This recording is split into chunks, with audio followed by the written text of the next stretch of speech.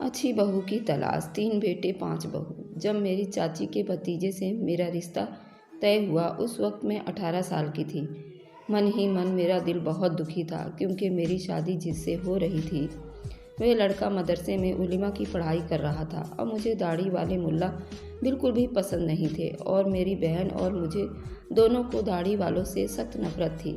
हालांकि मैं और मेरी बहन दोनों ने पढ़ाई की थी और हमारे पास उर्दू, अरबी, हिंदी सारे तालीम थे। हम 4 बहनें और 2 भाई थे। मेरी 2 बहनों की शादी हो चुकी थी और एक भाई भी शादी हो गया था। भाई की शादी तो खाला के बेटी से हुआ था और मेरी दोनों बड़ी बहनों की शादी भी रिश्तेदारी में ही हुआ था और बचे हम 2 बहनें और एक भाई कुंवारे थे। मुझे तो बिल्कुल भी रिश्तेदारी में शादी करना पसंद नहीं था। रिश्तेदारों में से कोई लड़का भी मुझे पसंद नहीं था, पर मेरी भी शादी रिश्तेदारों में ही तय हो गई थी। मैं और मेरी छोटी बहन इस रिश्ते से बिल्कुल भी खुश नहीं थे क्योंकि हमें मुल्ला टाइप लड़का बिल्कुल भी पसंद नहीं था। लेकिन मेरे माँ को ये रिश्ता बहुत पसंद था क्योंकि लड़का एक उलेमा बन रहा था और देखने में हैंडसम भी था, लेकिन था तो मुल्ला ही। जब मेरे घर पर उसकी पूरी फैमिली मुझे देखने आई, यहाँ तक कि लड़का भी मुझे देखने आया था, पर मैं लड़के के सामने नहीं गई थी। मेरी बुआ मुझसे कहा था कि तू जाके लड़के से बातें कर ले, लेकिन मुझे उस लड़के से कोई बात नहीं करनी थी, ना उस लड़के में मुझे कोई दिलचस्पी थी और मेरे शादी का तारीख रखने भी आए थे। बातों बातों में लड़के का पिता यानी मेरा फूफा लगता था, उसने मेरे पापा से कह दिया कि शादी तो मैं करूँगा, पर लड़का जब तक उलिमा नहीं बन जाता वह आपके घर में ही रहेगा और आप इन दोनों को एक कमरा दे दीजिएगा।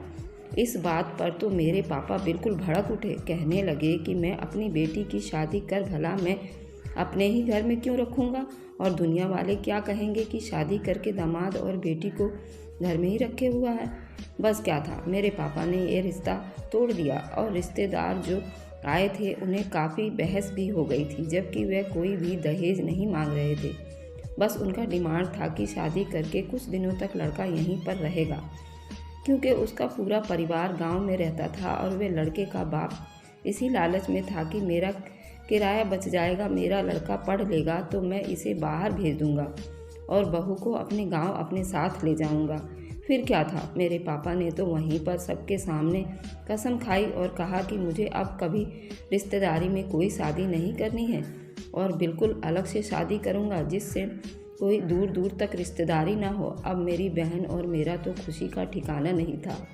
क्यों, अच्छा हुआ, चलो इसी बहाने तो मेरी जान छूटी और मैं खुश थी अपने पापा के फैसले से। लेकिन मेरी माँ बहुत दुखी थी और हमें गालियाँ दे रही थी कि अब पता नहीं इनका रिश्ता कहाँ होगा और कैसे होगा। उन्होंने तो कह दिया कि मुझे शादी नहीं करनी, इतना अच्छा लड़का था। अब उस बात को 2-3 साल बीत गए थे। फिर मेरी माँ ने एक दिन मुझे बताया, मैं छत पर बैठी थी और मुझे बुलाया कि इधर आ, तुझसे कोई बात करनी है। एक रिश्ता आया है, तेरे पापा ने मुझे बताया है। वह 3 भाई हैं और उनकी कोई बहन नहीं है और लड़के का पिता पुलिस इंस्पेक्टर है और लड़का भी पुलिस ट्रेनिंग में है। लेकिन मेरी माँ अंदर ही अंदर दुखी थी क्योंकि कह रही थी कि हम उन्हें बिल्कुल भी नहीं जानते, पता नहीं वे लोग कैसे होंगे। क्योंकि हमारे एक पड़ोसी अंकल थे जो कि मेरे पापा के पास बहुत अच्छा उठना बैठना और दोस्ती भी था। उन्हीं अंकल के वह दोस्त थे। दोस्त क्या थे, वह उनके गांव के भी थे। उन अंकल को तो हम काफ़ी दिनों से जानते थे, उन पर काफ़ी भरोसा भी था। बस क्या, मेरे पापा ने तो हाँ कर दी थी। अंकल एक दिन लड़के के पिता को घर लेकर आ गए, वह भी बिल्कुल अचानक। हमें पहले से कोई मालूम नहीं था कि लड़के के पिता देखने आने वाले हैं। बस मेरे पापा और वे लड़का का पिता और मेरे अंकल तीनों मेरे घर आए। फिर जब मुझे बुलाया तो मेरे तो जैसे कि हाथ पैर मारे ठंडे हो रहे थे। फिर मैं चाय लेकर अपनी एक छोटी भतीजी को साथ में लेकर मैं उन तीनों के सामने गई। लड़के के पिता ने तो मुझे देखते ही पसंद कर लिया था और कहने लगे कि ठीक है, मैं अपनी फैमिली को भी लड़की को दिखा दूंगा, पर उन्हें मेरे हाथ पर कुछ भी नहीं रखा। पहले मैंने सुन रखा था कि अगर लड़की पसंद आती है तो कुछ पैसे देकर जाते हैं ससुराल वाले, लेकिन यहाँ तो ऐसा कुछ भी नहीं हुआ था, तो मैं इस रिश्ते को लेकर ज़्यादा सीरियसली नहीं थी। फिर ऐसे 2 महीने बीत गए अंकल ने अचानक से बताया कि वह लड़के वाले और उनकी पूरी फैमिली लड़की को देखने आ रहे हैं। लेकिन मैं अंदर ही अंदर बड़ी परेशान थी कि क्या बात है, लड़के का बाप भी मुझे अचानक देख कर गया है, अब ऊपर से फैमिली वाले भी बिल्कुल अचानक आ रहे हैं। पहले से कोई खबर तो दी नहीं। लड़के वाले की फैमिली से उसकी भाभी और माँ, उसके 2 भाई और उसके पिता फिर से मुझे देखने के लिए आए और मुझे फाइनली ही पसंद कर लिया। लेकिन जब वह मुझे देखकर और पसंद करके गए तो एक बात हमें मालूम हुआ कि उसके बड़े भाई की दूसरी शादी है। मेरी माँ पहले से ही परेशान थी, अब और परेशान होने लगी कि उसकी भाई की दूसरी शादी क्यों हुई है। आखिर वह भी एक बेटा होने के बाद उसे छोड़ दिया था और मेरी सास अपनी बहन की लड़की से शादी कर लाई थी और उसकी 1.5 साल की एक बेटी भी थी। जब मैं और मेरी माँ इस कशमकश में थे, ठीक से ना खुश हो रहे थे ना ही ठीक से दुखी हो रहे थे। हम दोनों माँ बेटी सोच रहे थे कि उस सास में कमी थी या उस बहू में जो छोड़ दी गई, क्योंकि हमारे ख़ानदान में अगर औलाद होने के बाद कोई बहू को नहीं छोड़ा गया था। कहते हैं ना कि औलाद होने के बाद तो घर बस जाता है, लेकिन यहाँ तो कुछ उल्टा ही मंजर था। तो मेरी माँ मेरे पापा से चुपके से उस आंटी के मेरे सास के बारे में जानने चली गई थी, पर आंटी ने भी कुछ ऐसा नहीं बताया कि पूरी तरह से दिल को तसल्ली हो। वो कहती हैं कि वह तो मेरे घर आती हैं तो मुझे तो ठीक लगती हैं, पर मैं उन्हें इतना नहीं जानती। आंटी से उस बहू के बारे में पूछा कि बहू क्यों छूटी उनकी, तो उन्होंने कुछ खास नहीं बताया। कहा कि मैंने उनसे पूछा था तो उन्होंने बताया था कि वह बहू थोड़ी चालू टाइप थी। वह हमेशा बाहर का खाना और घर में खाना बनाने से उसका मन नहीं करता था और वह ससुर के साथ भी पाई गई थी। उसको ससुर में ज़्यादा दिलचस्पी थी। अब मेरी मम्मी और घबराने लगी कि अब ये क्या माजरा है। ससुर की नज़रें खराब हैं कि वह बहू खराब थी। अब कैसे इसको पता लगाया जाए। वह लोग जब भी मेरे घर आते थे तो हम इस बात को कभी पता नहीं लगा पाए कि उनके ससुर में कमी थी या वह बहू खराब थी। मेरी माँ बस इसी असमंजस में थी कि अब क्या करें। मेरे पापा के डर के मारे वह पापा से ज़्यादा मेरी शादी को लेकर बात नहीं कर पाती थी और पापा ने तो हाँ कर दी थी और वह लड़के के पिता ने भी हाँ कर दी थी। और हमारी एक चिप्स की फैक्ट्री भी थी और काफ़ी अच्छा से चल रहा था और साइड बिजनेस साल में एक बार पटाखे का काम भी किया करते थे, तो वह भी काफ़ी अच्छा चल रहा था। तो हमारे पास पैसों की कोई कमी नहीं थी। तो मेरे ससुर ने मेरे पापा से कहा कि मेरे बड़े बेटे की ये वाली फैक्ट्री खुलवाने हैं तो आपको हेल्प करना पड़ेगा कि आप कहाँ से सामान लाते हैं और कैसे बनाते हैं और मशीनें कहाँ से मिलेगी। तो मेरे पापा तो बड़े खुश हो गए। कहा और मेरे बड़े भाई को हेल्प के लिए बोल दिया, जो कि उनके वहाँ पर 2 या 3 महीने सिखाने के लिए रहा था। अब उनकी फैक्ट्री थी, काफ़ी अच्छे से चलने लगी थी और मेरे पापा और मेरी मम्मी के अंदर से ये झिझक भी ख़त्म हो गया था कि अब हम लोग उन्हें नहीं जानते। पर मेरा भाई तो सिर्फ जेठ को ही तो जान पाया था, अभी तो पूरी फैमिली बाकी थी। फिर मेरे ससुर ने कहा ठीक है, मैं अपने लड़के की ट्रेनिंग होने के बाद ही शादी करूंगा। उस बीच लड़के ने भी खबर भिजवाई थी कि लड़की मैं अपनी आंखों से ही देखूंगा तब हाँ करूंगा। मुझे इस बात पर बहुत गुस्सा आ रहा था। अगर लड़के ने ना कहा तो मैं बहुत गुस्से में थी और इस बीच मेरी बहन भी उस लड़के को देखकर आ चुकी थी। उसने मेरे कान भर दिए थे कि मुझे लड़का तो बिल्कुल भी पसंद नहीं आया। पता नहीं पापा कैसे तेरी शादी उससे कर रहे हैं। एकदम काला है और ऊपर से सारे बाल और कटवा रखे थे, तो मुझे तो वह पसंद नहीं आया। मेरी बहन कह रही थी कि अभी भी वक्त है, मना कर दे, पर इस बात का पता मेरे पापा को चल गया था कि मेरी छोटी बहन को वह लड़का बिल्कुल भी पसंद नहीं आया और उसने मेरी मझली बेटी के कान भर दिए हैं। फिर पापा ने मुझे बुलाया और मुझसे कहा कि तेरा पिता भी तो काला है, तो काले क्या इंसान नहीं होते। रही उसके सर के बाल की, तो वह तो अभी ट्रेनिंग में है और ट्रेनिंग में बाल वगैरह तो सब कटवाई जाते हैं, तो उसमें उस लड़के का क्या कसूर है। मुझे कहा बेटी तू चिंता मत कर, तेरे लिए बिल्कुल अच्छा वर ढूंढे हैं। एक तो उसकी सरकारी नौकरी है, ऊपर से वह मुझे मेहनती भी लगा था। फिर पापा की बात से मुझे तसल्ली हो गया। मुझे वह लड़का निज़ामुद्दीन औलिया पूरी फैमिली के साथ देखने के लिए आया था। इधर से मैं और मेरी छोटी बहन और मेरा भाई और मेरी मम्मी भी मुझे लेकर वहाँ गए थे। लेकिन जब मैंने उसे आमने सामने देखा उस लड़के को, तो मुझे वह लड़का बहुत अच्छा लगा। जैसा मैंने अपने लिए वर सोचा था वैसा ही था। तब मैं अपनी बहन पर बहुत बिगड़ी, बोली कि तू तो कैसे बोल रही थी, ये लड़का तो हैंडसम है और बॉडी भी है इसकी।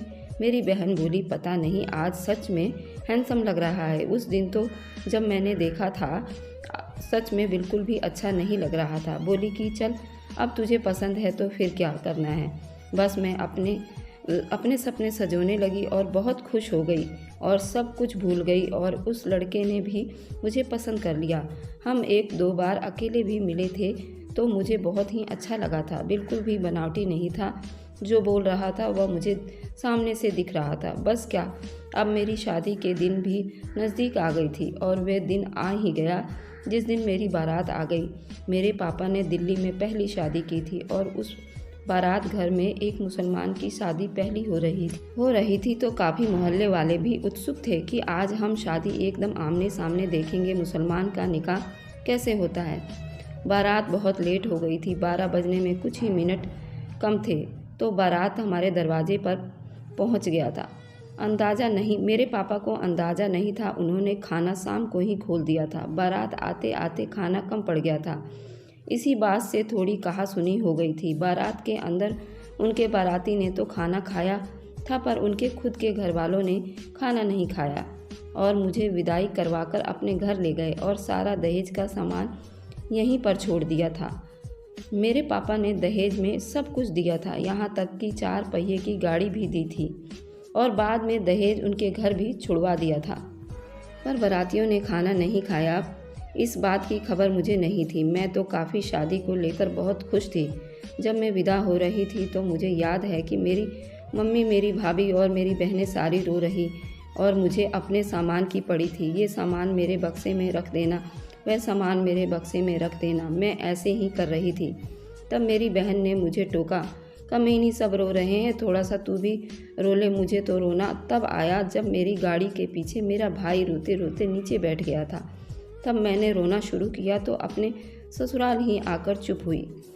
अब तो मेरी आज़ादी और वह हसीन दुनिया अब बिल्कुल भी कैद हो चुकी थी। अब तक दुल्हन बने सर भी किसी के कहने पर ऊपर उठाना था। अब मैं यहाँ पहुँचकर अपने घर वाली आज़ादी बहुत महसूस करने लगी थी। उसके दूसरे दिन मेरा वलीमा पार्टी था। वलीमा पार्टी भी इन लोगों ने काफ़ी अच्छा रखा हुआ था। इसमें मेरे घर वाले सभी आए थे और मुझे उस दिन अपने घर यानी मायके जाना था। अब मैं उसी रात को अपने घर वालों के साथ अपने मायके आ गई थी और उस बीच मेरे हस्बैंड ने कोई फ़ोन नहीं किया था, ना ही मेरा हाल चाल लिया था। फिर मैंने सोचा क्या हस्बैंड ऐसे ही होते हैं कि अपनी पत्नी के जाने के बाद हाल चाल भी नहीं लेते। फिर तीसरे दिन मेरे ससुराल वाले भी मुझे लेने आ गए थे और फिर से मैं अपने ससुराल आ गई। फिर ससुराल आते आते काफ़ी रात हो गई थी तो मेरे हस्बैंड ने सबसे पहला सवाल मुझसे यही किया था कि तुझे जो मुंह दिखाई में जेवर मिले थे, अंगूठी था, कुछ पैसे थे, वह अपने मायके लेकर क्यों चली गई थी। हालांकि उसी रात मैंने वह पैसे अपने सास को देना चाहिए थी पर उन्होंने मना कर दिया था कि तुम अपने पास ही रख लो। तो फिर ये सवाल क्यों किया, वह भी शादी के दूसरे दिन ही। फिर मैंने उस बात को इग्नोर किया। चलो कोई बात नहीं, यहाँ ससुराल का रिवाज होगा तो इसलिए शौहर बोल रहे हैं। फिर उस दिन सुबह के टाइम मेरा खाना बनाने का रस्म भी अदा किया गया। अब मैं घर के काम भी करने लगी थी। फिर हम अपने नए मकान में आ गए जो कि काफ़ी दूर था। पहले मेरी शादी फ्लैट में हुई थी जो कि सरकारी फ्लैट था, वह मेरे ससुर को मिला हुआ था। मैं शादी से पहले बहुत खुश थी कि चलो अब मुझे कॉलोनी से छुटकारा मिलेगा और मैं अपने ससुराल फ्लैट में चली जाऊंगी। पर वहाँ तो सब कुछ उल्टा हो गया। मैं तो वहाँ कॉलोनी में क्या, वहाँ तो गांव की तरह था जहाँ पर उन्होंने नया मकान बनाया था। वहाँ पर देखकर तो 15 दिन मेरा मन ही नहीं लगा, लेकिन वहाँ काफ़ी बड़ा मकान था।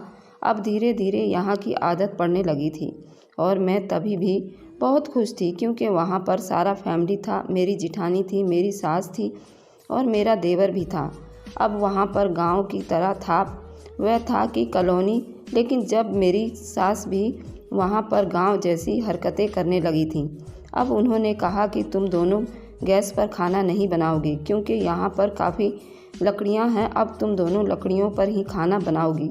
मुझे तो गैस पर ही खाना बनाने आता था, पर सास के डर भी लगता था, तो हम उसकी बात बहुत सुनते थे। हालांकि मेरी जिठानी तो गांव से ही थी, तो उसे चूल्हे पर खाना बनाना कोई मुश्किल काम नहीं था।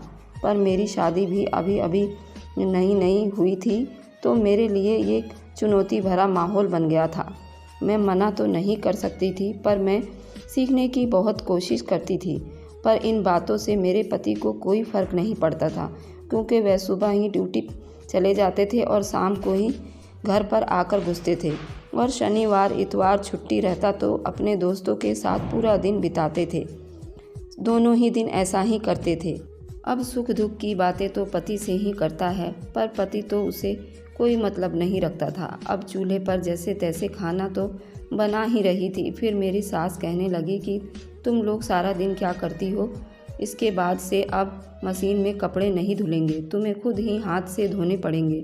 पर इस बात से मुझे ज़्यादा दुखी नहीं हुई थी, क्योंकि मैं अपने घर पर भी हाथ से ही कपड़े धोया करती थी।